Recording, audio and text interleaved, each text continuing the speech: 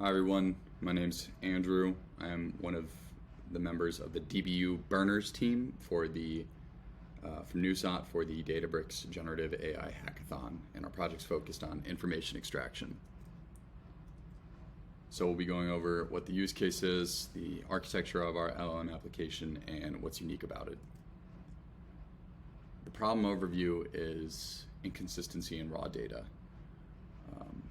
This is a challenge that many organizations face where they don't have total control over the data that's coming into their organization, and that can be in different formats or different quality or even just different structures, which can make it challenging to utilize. This can lead to flawed analytics and hampers the ability to be a data-driven organization. There can be barriers to automation if your organization is using manual processes to parse said raw data, ultimately increasing the risk of errors and inefficiencies. And if the organization is structuring the data, but they're using a commercial SaaS, that limits scalability and introduces data privacy concerns and customization options. So, our architecture utilizes supervised learning to fine-tune LLMs using low-rank adaptation with structured examples so that you can meet specific data use cases and application requirements. So based on the challenge that your organization is facing with your raw data, you can choose a model that is best suited for that. For our demonstration, we're using the Databricks DALL-E v2 3B, and after using low rank adaptation to fine-tune that model with structured examples, we're able to take that extracted information and after validating it, use it as potentially the foundation for other applications or even another greater LLM application that is using a RAG to contextualize that structured information. So ultimately, our solution is fine-tuning a custom LLM for structured data extraction. This enables the use of LLMs, but keeping it custom tailored to the challenge of the organization, and is ultimately more cost reducing than using a SaaS-based solution, and more task performant based on the fact that it's fine-tuned. So now I'm going to hand it over to Will to do a demonstration of a code walkthrough. Cool. So kicking off the demo for DBUBurners hackathon submission. So the problem we're tackling here is many organizations have large amounts of unstructured data, and oftentimes that data is difficult to work with unless you have a structured format.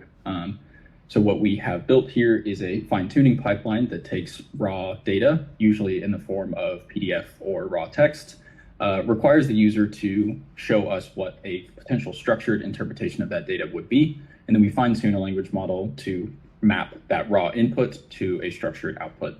The goal here is to maintain flexibility, so we don't limit what the user defines as raw and structured. They can change it run over run, and we can get new fine-tunes for different output formats.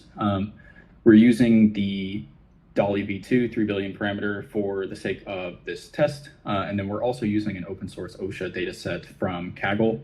This was just kind of the largest repository of information we could find that had text summaries of the incident that occurred, and then we were able to build kind of structured mappings of certain high-level things: title, subject, summary of the information, and then maybe some other different metadata objects like dates and whatnot.